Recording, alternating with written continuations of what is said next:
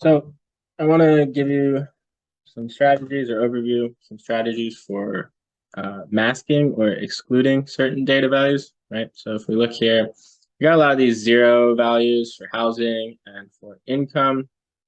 And you've learned one approach, right, would be to select by attribute where housing is greater than zero and apply. And then you can filter the chart by that selection if you want.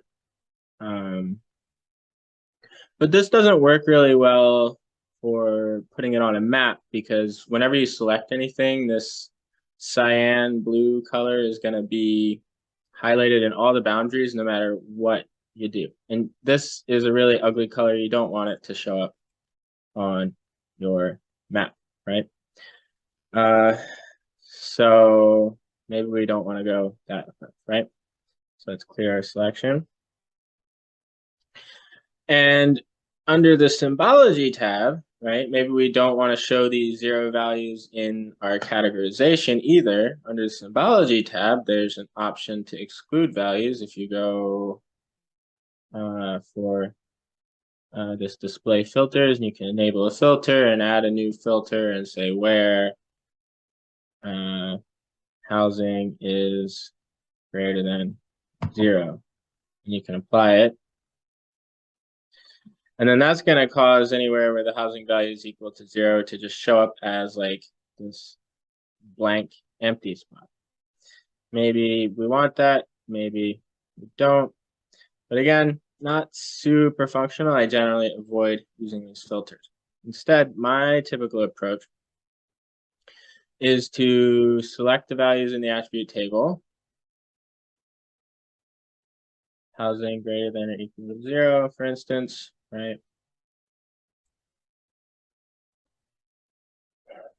I'm going to switch this selection so that I'm selecting just where housing equals zero, right? So we get all of these zero values, none of the actual values. And so then I'm going to do this calculate field.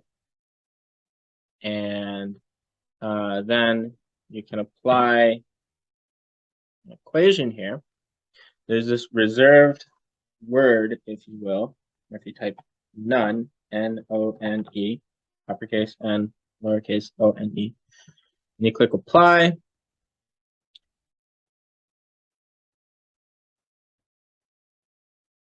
All of these values that were zero are now going to pop up as null, right? And so maybe we want to do the same thing for income. Maybe we don't. I'll leave that up to you. Not going to bother with it now because I'm just trying to emphasize the point, right? So it's very important that before you do this, you want to make sure that you had only the zero values selected. If you have all the rows selected or you have just where housing is greater than zero, you're going to get rid of data that you can't get back, right? But what we're trying to do is substitute zeros with nulls because the housing cost is not actually zero. Stats Canada just doesn't release the housing cost, so it's missing data, not zero. Some data management systems have problem with null values, so that's why they sort of release it that way, but I digress. So then we can go to the symbology and we can update our classification. And note, these ones show up as, again, still these blank spaces. But if you click this More button and you click Show Values Out of Range, then we can have these, and I'm going to clear this selection, just to emphasize, then it will show up as this gray value and you can type over it. So I like to call it no data. It's probably going to, by default, show up as out of range for you, but label it as no data, right? And then you can be a bit more explicit about it.